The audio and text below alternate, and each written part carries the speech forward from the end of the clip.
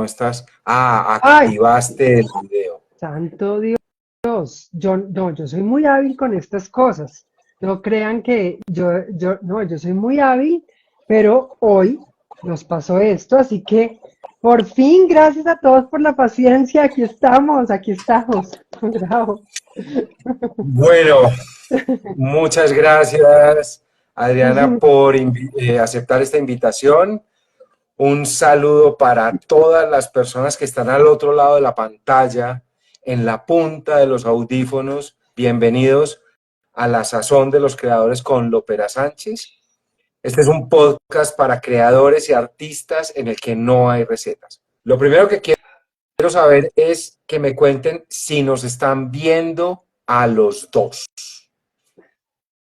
Y vamos a descubrir hoy la sazón de la actriz, escritora, dramaturga y guionista Adriana Romero. Sí, nos está. Joel dice que sí, Ángela Sí, dice que sí. Perfecto. Bueno, les cuento un poquito. Cada martes y cada sábado tenemos a un artista invitado para hablar de su proceso creativo.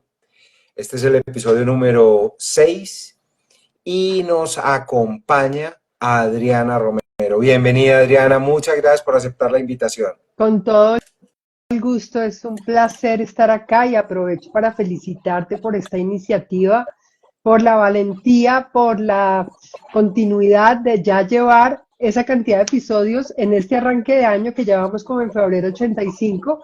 Entonces, yo siento que este año Sí. ha pasado de todo y no ha terminado enero.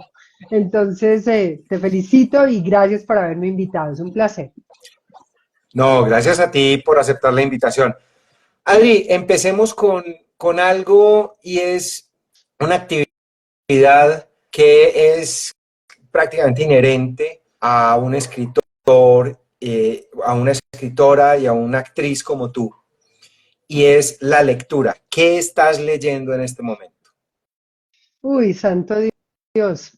Bueno, yo leo como muchas cosas al tiempo. Tengo esa manía de leer muchas cosas al tiempo, lo cual a veces no es tan chévere porque realmente empiezo a mezclar historias.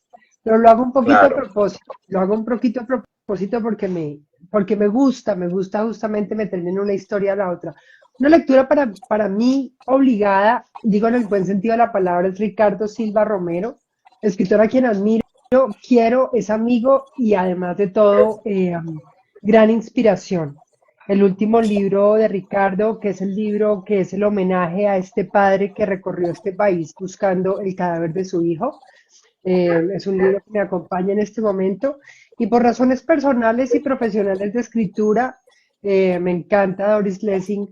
Es una mujer que admiro profundamente y que ha inspirado gran parte también de un trabajo que estoy haciendo en este momento. Y hay un escritor que me fascina y que me produce una profunda melancolía, que es un sentimiento que me acompaña mucho, pero para mí es algo muy bonito, saudade, como dirían los brasileños, y es Sandor Maray. Son estos tres escritores los que me están acompañando ahorita en este momento. Ok, súper, y ojalá que si algún día ve este podcast, Ricardo Silva Romero, ese gran escritor colombiano, Ah, que reciba nuestra admiración. siempre. Mm, Bueno, para quienes no sepan quién es Adriana Romero, es maestra en artes escénicas, bueno, es una actriz, escritora, guionista y dramaturga, es maestra en artes escénicas de la Universidad Distrital, estudió actuación en Milán, Londres y Nueva York, y estudió dramaturgia y escritura de guión en un taller internacional de escritura impronunciable. Les cuento cómo se pronuncia Yo ese taller.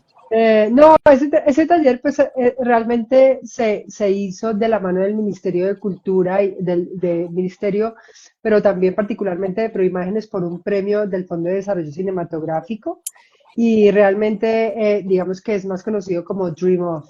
porque pues es un taller en francés, digamos, originalmente es un taller que se hace en Suiza.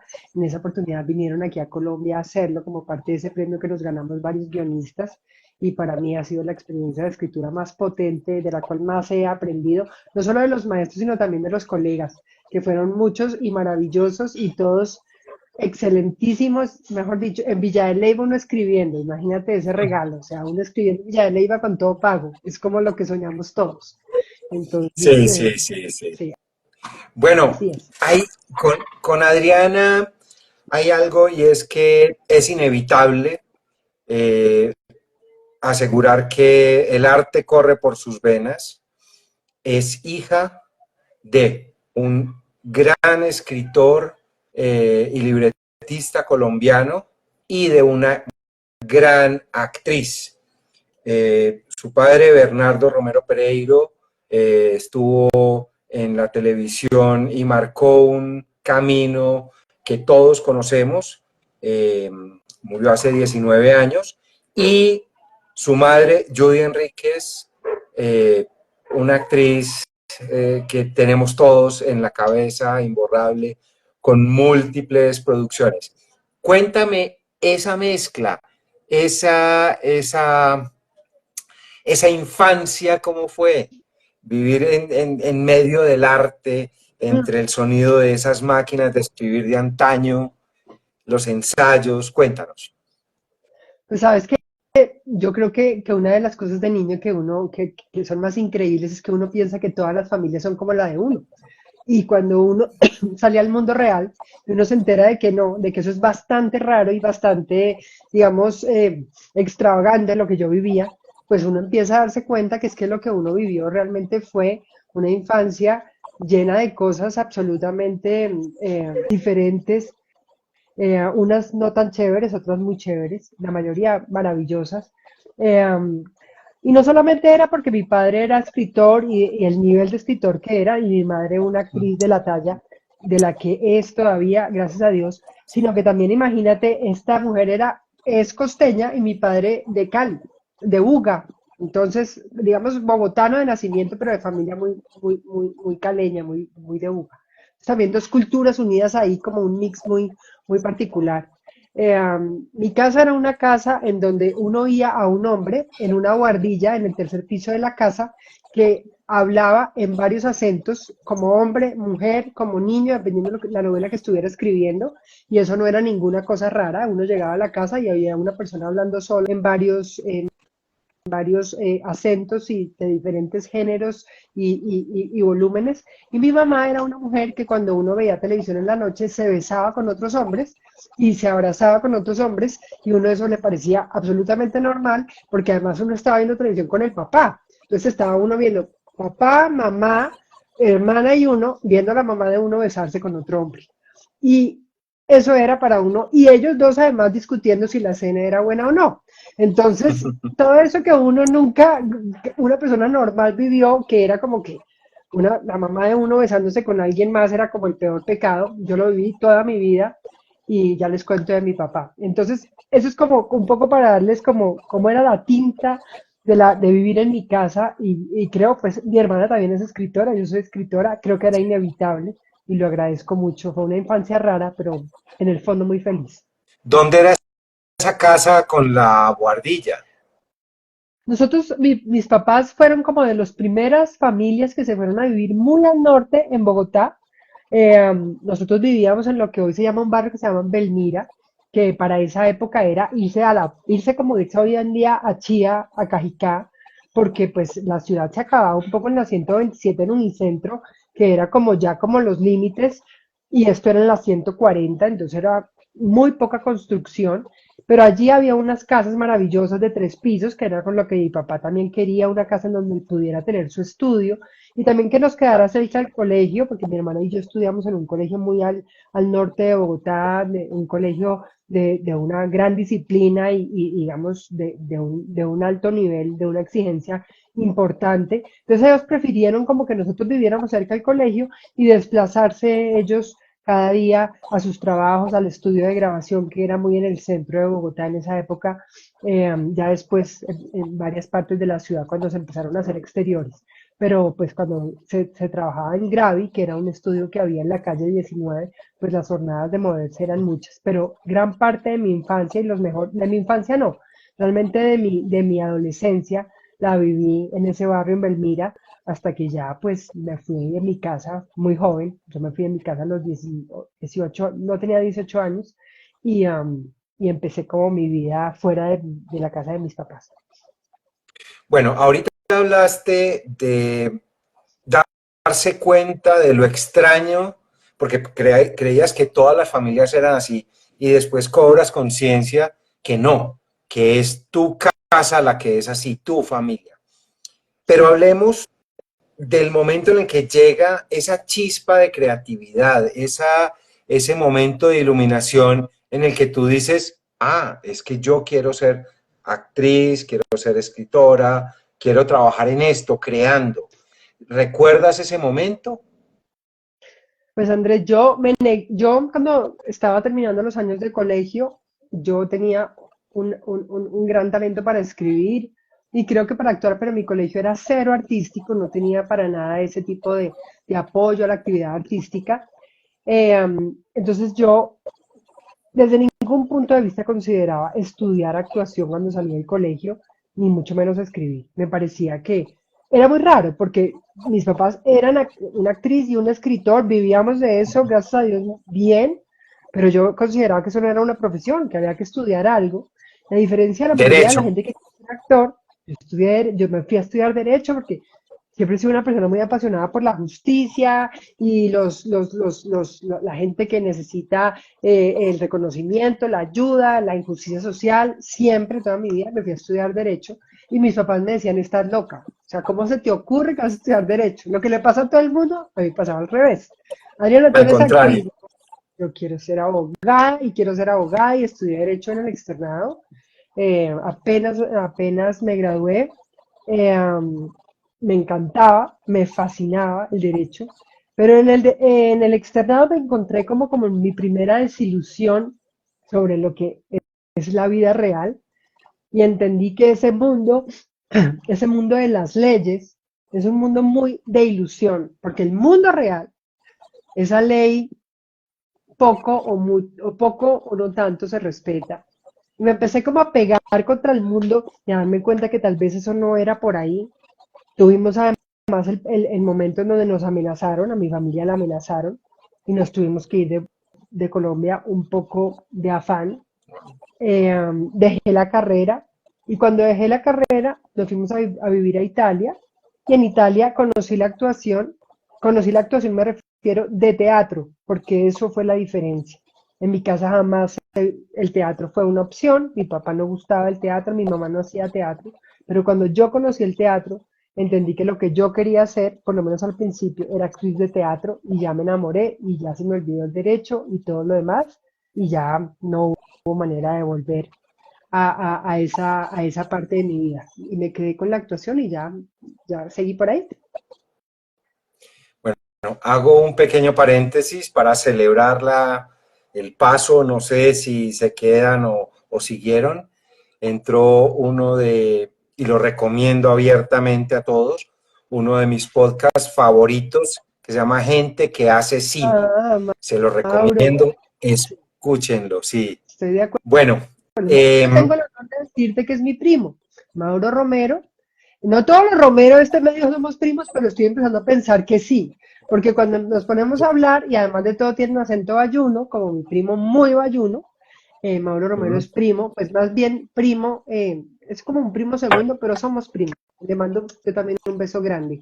Gran trabajo el que hace con su podcast, gente que hace sí, cine. claro, claro. Bueno, hablemos de algo que me impactó mucho cuando estábamos conversando antes de hacer el en vivo, y es de el tema de tu espiritualidad, cómo has venido transformando ese aspecto y cómo le has puesto creatividad para que ese aspecto te fortalezca, te ayude, eh, a combatir tu ansiedad y demonios? Cuéntame. Bueno, era hija de un hombre, o era porque mi papá murió, soy hija de un hombre que era absolutamente cero creyente. Yo me crié en una casa, digamos, en donde yo hice la primera comunión y todo esto, pero, digamos, el tema de la religión y el tema de Dios era algo como no se practicaba, por lo menos en esa época no. Y yo siempre tuve como una búsqueda personal en lo espiritual que en mi casa y en mi infancia no pude desarrollar. Pero yo más o menos cuando estoy como entrando a mis 20, al inicio de mis 20, eh, am, por alguna razón que todavía no comprendo, porque debe haber alguna razón, yo empecé a desarrollar una ansiedad crónica de manera muy intensa. Esto coincide un poco cuando empiezo a hacer televisión y por lo tanto yo imagino que hay algo allí en donde algo se detona en mí, como ese miedo a no ser lo suficientemente buena con semejante peso de mi papá y mamá. Empiezo a tener ansiedad crónica y ataques de pánico de manera muy intensa. Empiezo a ir al psiquiatra, me medican. Yo estuve medicada durante muchos años con medicamentos ansiolíticos y antidepresivos. Es una etapa muy oscura en mi vida porque en esa época, y en esa época pues no es hace mucho, pero pareciera que sí es mucho porque hemos avanzado mucho en el tema de salud mental, pero en esa época, que es más o menos al inicio del 2000, hablar de salud mental era un tabú. O sea, uno decir que uno tenía ansiedad y decir que sufría de pánico era un tabú.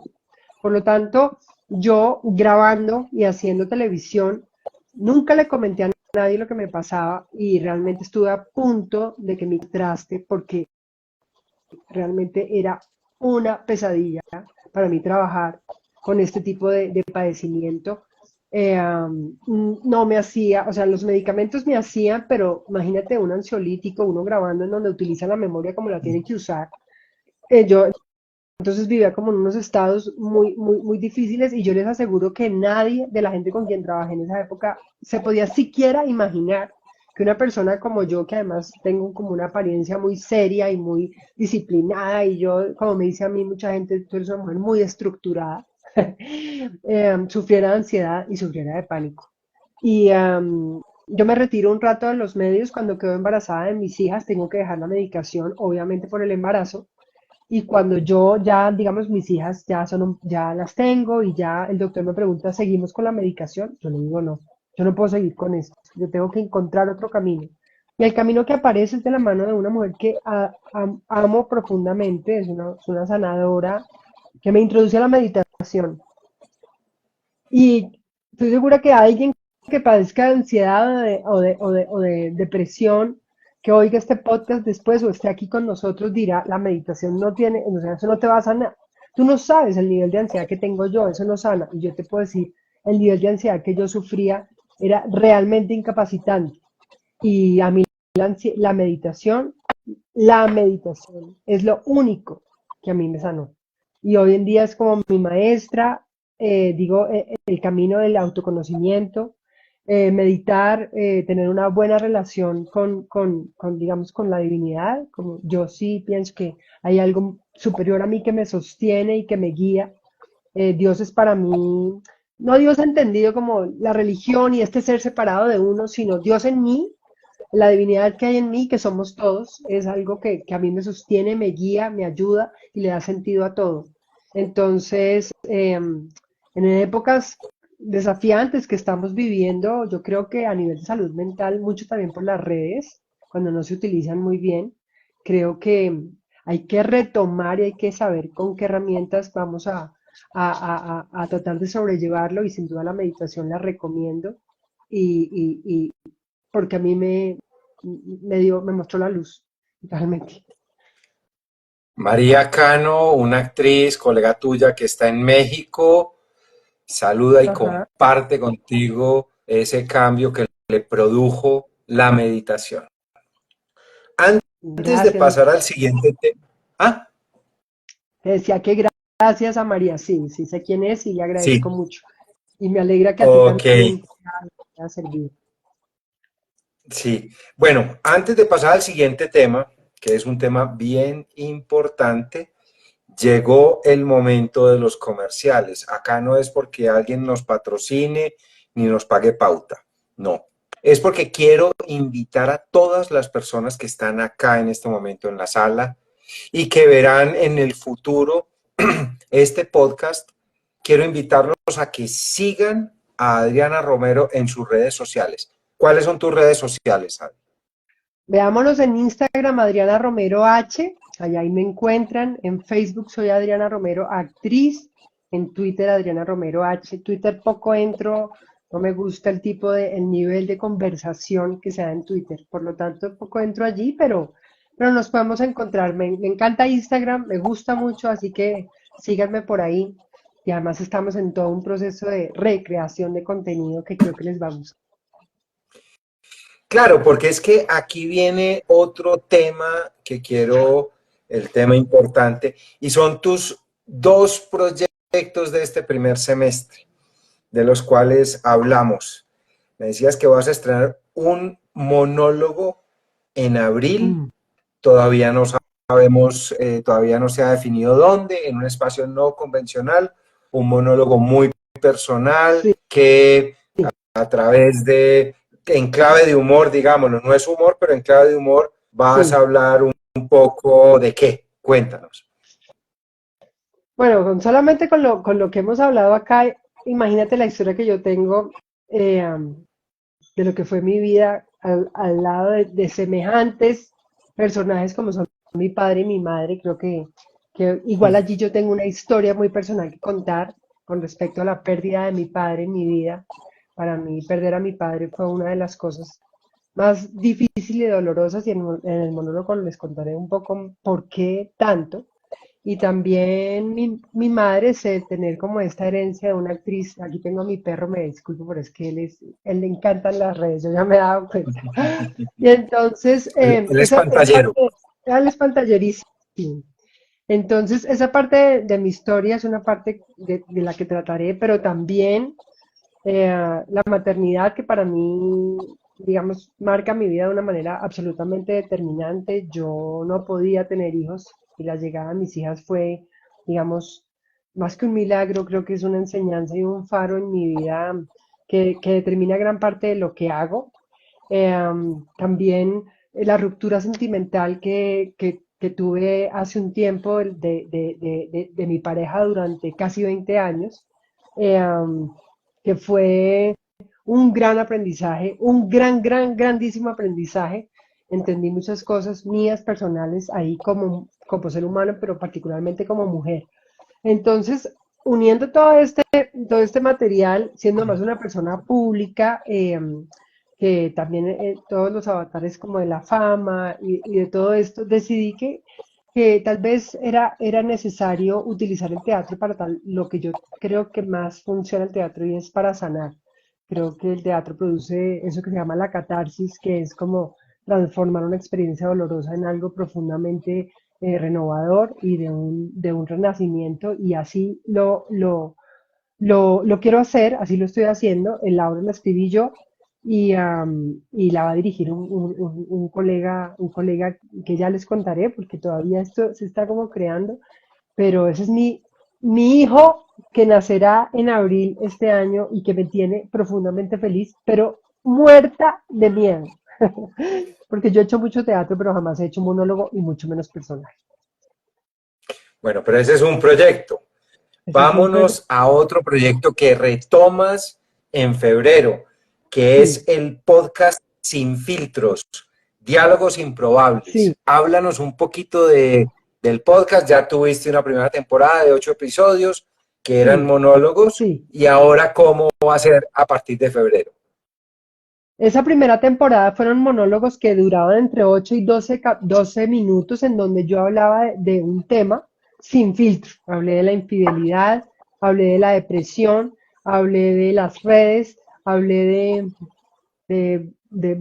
incluso hablé un capítulo que hablé del Bitcoin, porque a mí me encantan las criptomonedas. Yo soy amante de las criptomonedas. Es un lado mío que yo creo que nadie se imagina. A mí me encantan las criptomonedas. Soy Yo una también. rebelde corporativo, así que las criptomonedas son la representación de esa rebeldía. ya aquí somos dos. Entonces, cuando quise retomar el podcast, porque me encanta esto del diálogo, de sentarse uno a dialogar con alguien y además de todo, pues poderlo compartir esos diálogos con la gente que uno tiene el privilegio de conocer en este mundo tan variado y variopinto que son las artes y los medios. eh, eh, yo entendí que quería hacer como unos diálogos con gente que yo no tendría nunca la posibilidad de hablar. Es decir, tú y yo Ok.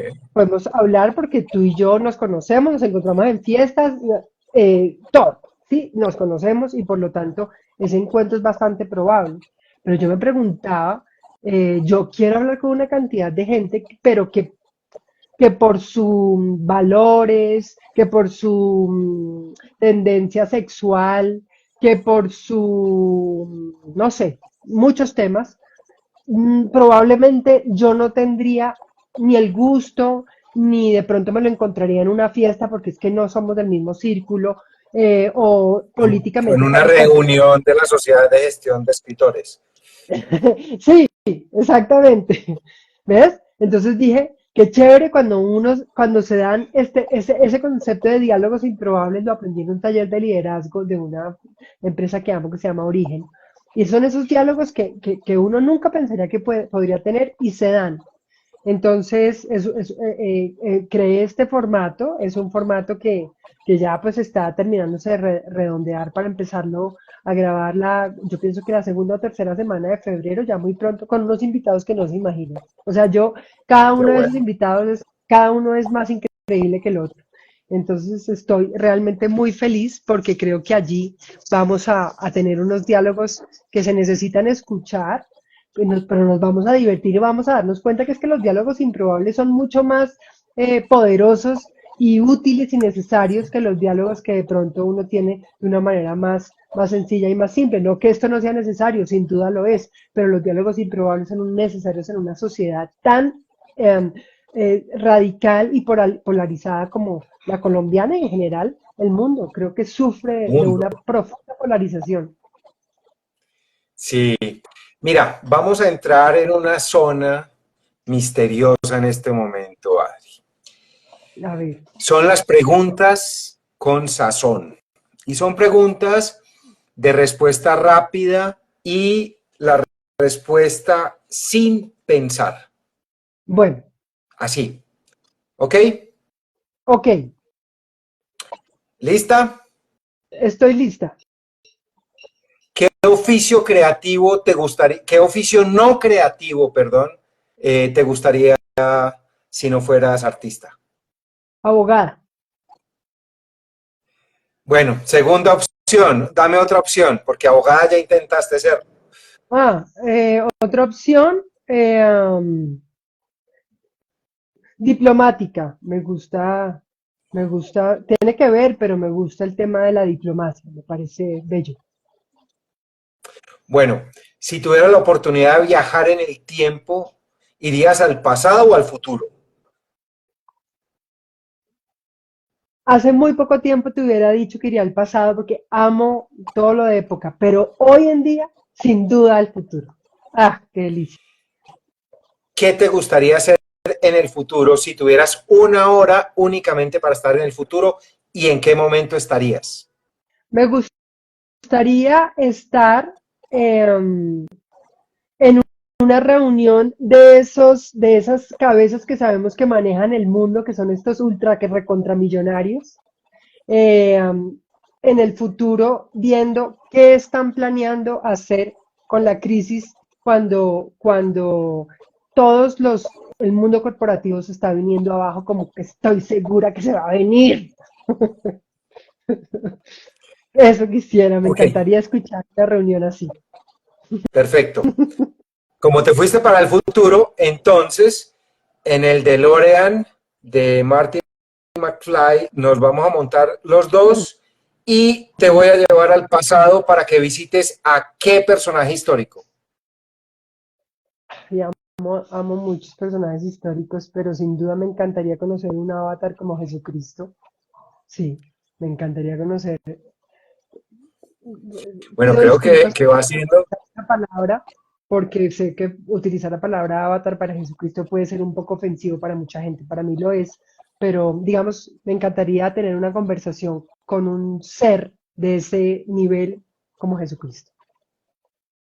Bueno, parece ser que va siendo el ser más popular ¿Sí? dentro de este podcast porque sí, precisamente un director muy querido, Manolo Sota, también habló de encontrarse con Jesucristo.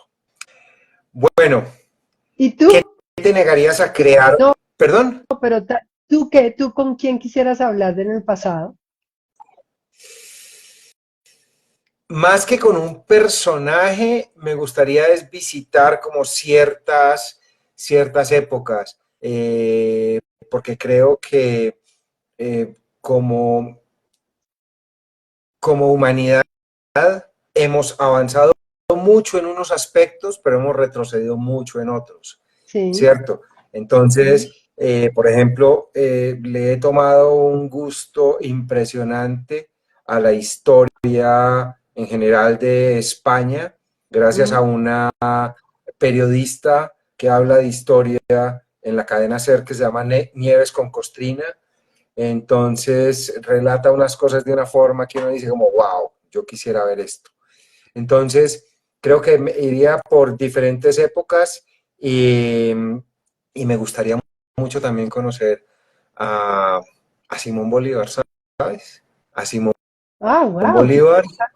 Sí, es un personaje me fascinante. gustaría mucho. Sí, y también a ese combo de artistas barranquilleros de la cueva. Me encantaría Ajá, estar allá. Me ok, llevaría a, a nuestro amigo Andrés Salgado. ajá. Bueno, cuéntame otra cosa.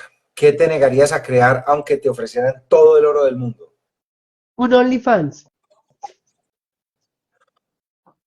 Ok, ok, No ok. tengo nada contra, no tengo nada contra eso, obviamente, no es un tema moral, no es un tema moral, pero digamos que siento que el ejercicio de la sexualidad humana y en particular la sexualidad femenina es mucho más potente y poderoso que cualquier movimiento de liberación femenina de los que estamos viviendo en este momento.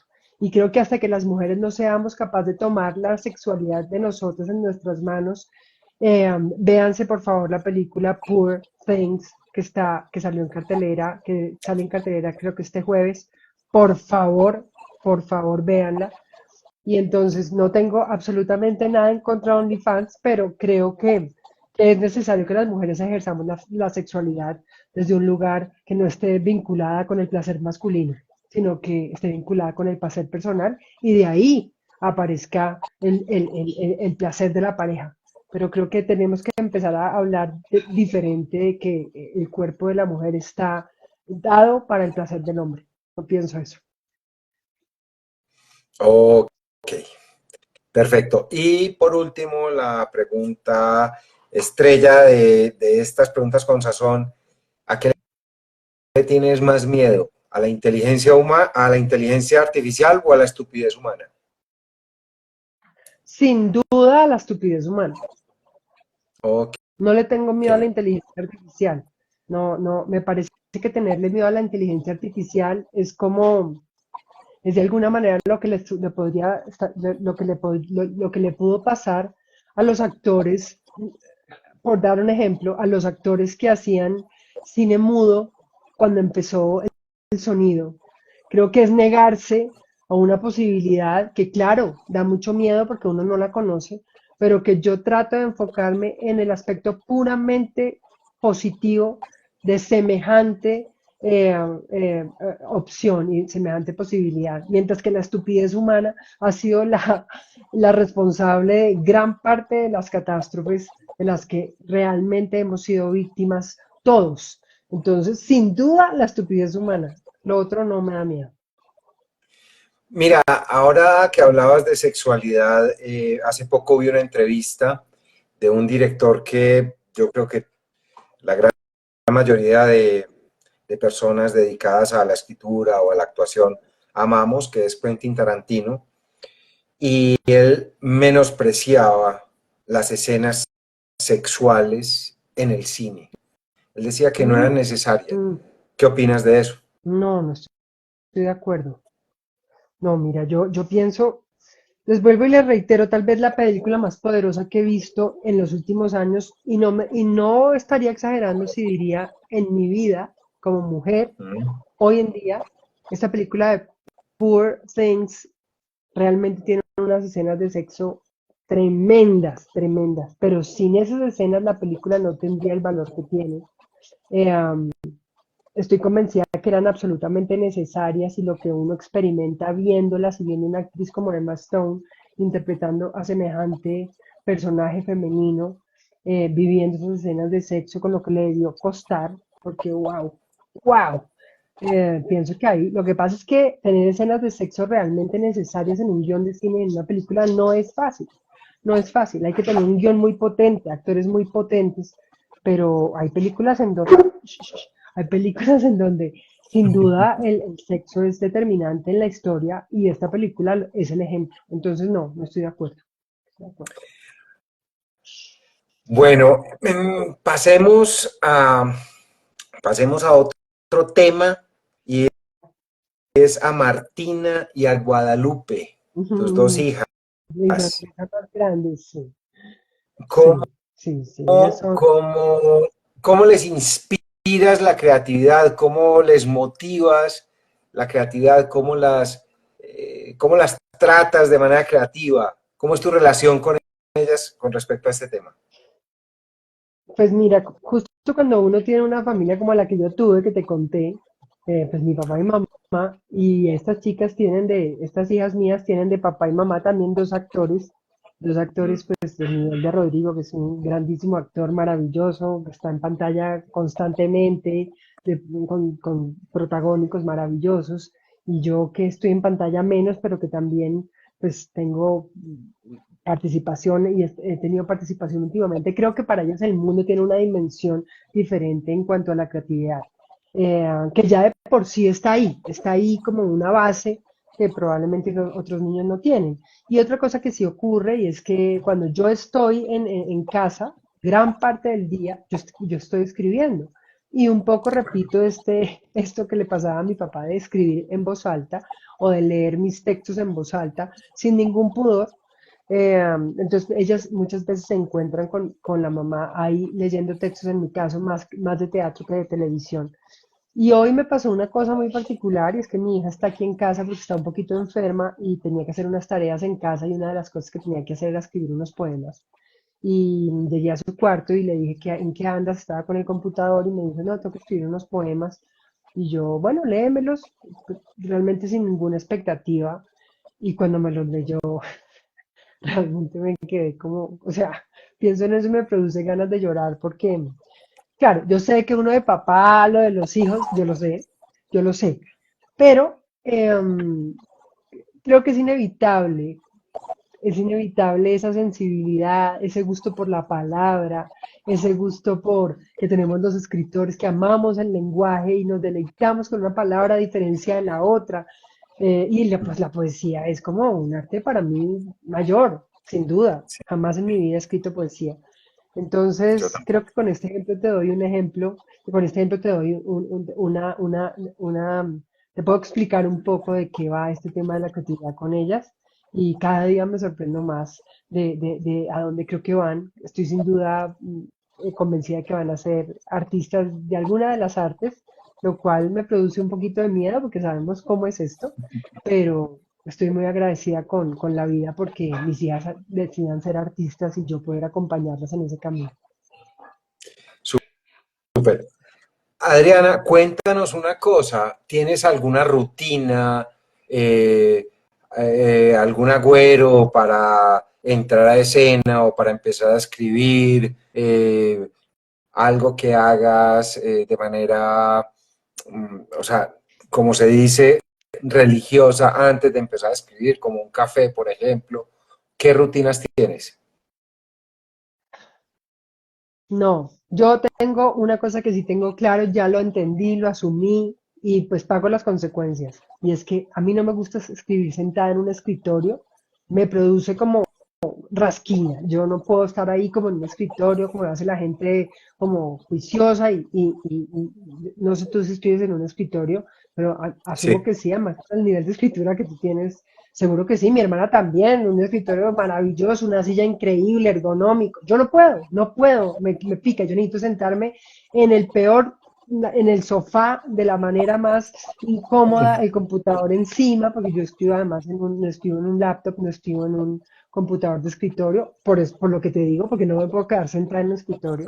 Y me gusta mucho moverme, salir a un café, ando con el computador algunas veces porque siento que puedo estar en un lugar y de pronto quiero escribir, pero como que me pica escribir sentada y juiciosa. No, necesito esa sensación. Y además, para completar, escribo oyendo ruido. Entonces pongo música, pero no Ok. música, sino música con letra y canto y oigo ruido y oigo voces o pongo el televisor, todo mal, o sea, realmente todo mal. Y, pero así es, así me funciona la inspiración, así me funciona el foco. Yo el silencio y esta cosa un poco allá guardada no me funciona. Yo necesito gente alrededor, voces, movimiento, eso me inspira mucho. Eso es un poco lo que hago. ¿Cómo combates? Ya hablamos de la ansiedad, pero ¿cómo combates otros demonios como el síndrome del impostor, el miedo a la página en blanco, en fin? Eh, Será también, Andrés, porque yo tengo, aparte de escritora, yo soy actriz, y entonces yo pienso que el síndrome del impostor es una de las peores invenciones de estos últimos años y tiene que ver con una cosa, y es que para los seres humanos hoy en día nada es suficiente. Ningún conocimiento, ninguna cantidad de dinero, ninguna cantidad de plata. Siempre pensamos que queremos más y más y más, lo cual es una aspiración humana natural, la ambición. Pero creo que eso también ha hecho que cualquier conocimiento natural que uno tiene no lo hace sentir nunca a la altura y por lo tanto hay una sensación de esto de ser un impostor. Yo no me siento una impostora porque nunca he tenido una ambición, digamos, de ser claramente de tener un reconocimiento grande, sí, de tener un público grande de lo que hago y lo que escribo, sí, pero uno es impostor cuando siente que hay algo que es lo que uno debería hacer. Yo no tengo un deber ser en la escritura, no tengo una aspiración de ser mi padre, no tengo una aspiración eso no es mi aspiración, mi única aspiración es tener mi voz. Y uno no puede ser impostora de su propia voz o impostor de su propia Claro. voz. Creo que ese síndrome del impostor le hace mucho daño a mucha gente que tiene un gran talento, pero tiene miedo a ese fracaso de lo que debería ser. Y la página en blanco tampoco me da miedo, básicamente porque cuando uno escribe teatro siento que hay una sensación hay una libertad, hay una que no tiene para mí la técnica y la escritura del guión y la técnica y la escritura de la serie o del audiovisual. El teatro para mí es la libertad total. Es como yo ahí puedo hacer lo que yo quiera, puedo poner un personaje, hablar con el público, romper la cuarta pared, hacer lo que le dé la gana. Obviamente hoy en el audiovisual ya estamos en ese lugar, casi que sí. Entonces la página en blanco para mí en el teatro es todo lo contrario. Es como, ¿y hoy qué vamos a hacer con este personaje maravilloso que me inventé o que estoy dándole la voz? Creo que el teatro da esa libertad y por eso afortunadamente hasta ahora no me he encontrado con ninguno de los dos síndromes que yo creo que son mucho más del escritor, que no me considero yo serlo. Yo creo que yo escribo teatro, guión y soy actriz. Pero esas cosas del escritor que estoy segura que tú padeces, afortunadamente no me pasan, no, no todavía. ¿Tampoco? No, no, porque yo resuelvo ese tema de una manera muy simple y es que como yo no creo en la inspiración y Exacto. también, y hay otra cosa y es que yo me considero un obrero de la letra. Me parece Para artista maravilloso. me falta mucho, entonces no Yo creo que mi sufro papá de era un esos. poco similar. Mi papá tenía un pensamiento similar a lo que tú acabas de decir. No existe la inspiración. El escritor de guión, de cine, de audiovisual, se sienta a escribir. Punto. Sí, Fin, sí, sí, sí, sí. es verdad. Sí, Creo que eso resuelve bueno, mucho el problema de la inspiración. sí, sí, se acaba de conectar Diego Cañizal. Un saludo, Diego. Llegaste tarde. Ah, Luego podrás ver el episodio Diego completo. es Ah, mi, Diego, Diego, Andresín, Diego es como mi mentor, es la persona que me quitó el miedo a escribir cine, es la persona que me dio seguridad y me dijo, usted sí puede, usted tiene cómo hacerlo, usted tiene herramientas. Escribí mi primer guión de la mano de Diego, que fue premio del Fondo de Desarrollo Cinematográfico, así que le tengo un inmenso cariño, es un gran amigo hoy en día pero le tengo un agradecimiento enorme porque gracias a él pude superar el teatro en el sentido en que ya no fuera más un obstáculo para escribir guión y gracias por estar ahí. Love you. Mm, Diego es un crack y además lo tenemos aquí de vecino, entonces es muy grato encontrárselo de cada tanto. eh, entonces, bueno, Diego es un querido colega. Bueno, así es. dos cosas importantísimas. No olviden seguir a Adriana, Adriana Romero H en Instagram, es la red principal, Sí, ¿cierto? señora Adriana Y, Romero, ahí estoy. y tenemos el podcast que vuelve ahora en febrero, a finales de febrero, sin filtros, diálogos improbables para su nueva temporada. Y en abril, el estreno del monólogo que estás creando, que va a dirigir un director amigo. Se llama Y Había bueno, una vez. Ese no había tiene una nada que ver. vez. Había una vez, Ok, se llama mi libro, y les estaré contando pronto dónde, cómo nos vamos a encontrar por ahí en el escenario por eso es pronto, o en el espacio. importantísimo que sigan, por eso es importantísimo que sigan a Adriana en su red, porque ahí va a estar brindando información. Adri, este es un espacio también para expresar generosidad, eh, colegaje, admiración y generosidad. Entonces, gracias a este espacio, tú vas a poder regalarle a alguien que quieras y sepas que podrá tener, beneficiarse y podrá disfrutar el ebook que escribí hace un tiempo que se ¡Qué llama linda! Cómo negociar un guión. ¿A quién le vas a regalar el libro? ¿Sabes a quién o necesitas pensarlo? Ángela Falla lo sigue pensando.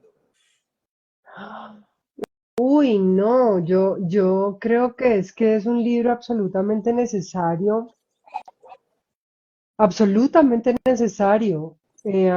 pero tal vez yo sí quisiera, no sé si ya lo has pensado, pero yo sí creo que es necesario que sea un libro parte de la biblioteca digital de todas las escuelas de escritura o que tengan materias de escritura de guión en Colombia, porque, digamos, los que salimos lo necesitamos, te tenemos a ti, que te hacemos preguntas cada rato, soy una de esas personas, pero esas personas que están allá estudiando, aprendiendo, qué necesario sería poder recurrir a ese libro cuando uno está en ese proceso de aprender este arte y salir al mundo real.